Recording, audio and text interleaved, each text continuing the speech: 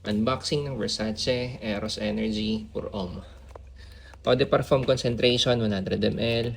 Sa ilalim may batch code, sa gilid may QR code. Sa kabilang gilid walang nakalagay. Sa taas, Versace. Sa likod, Versace Eros Energy Pure Homme. Yung usual. Unbox na natin.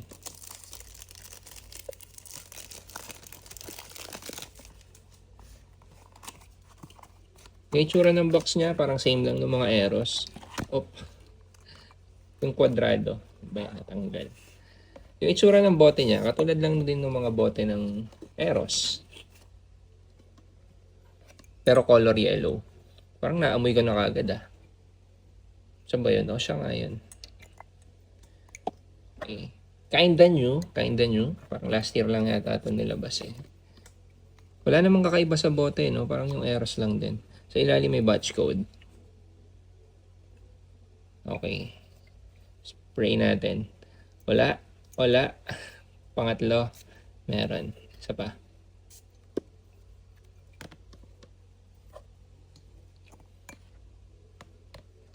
Amoy citrus.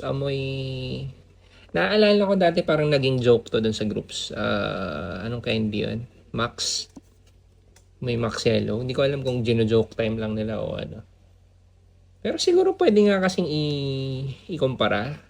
Hindi naman specifically sa Max, pero sa mga lemon flavored na candy.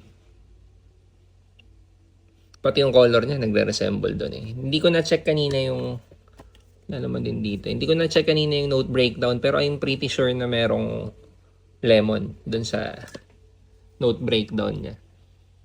Baka madaming citruses din. Citrus dominant yung opening. More on lemon nga eh. Ba yung isang naaalala ko sa Mancera? Yung lemon line yata ng Mancera.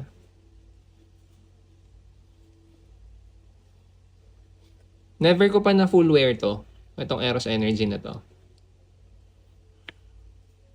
So medyo parang kakaiba siya, no? I mean, kapag meron ka kasi ng Eros, alam mo na yung amoy nun. More on matamis, may mint sa opening. Yung Eros Flame, may citrus lang sa opening, yung popular na orange niya sa umpisa. Tapos unti-unti nagiging Eros din na may linamnam, may yung Eros DNA. Ito lang yata yung Eros na kakaiba. Kasi citrus heavy talaga siya.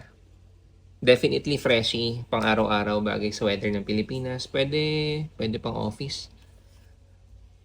Pwede ko siyang ihanay sa Explorer. Ganong tipo. Siguro, hindi ko lang na-emphasize kanina. Kahit na citrus heavy siya, hindi siya sharp sa opening for me.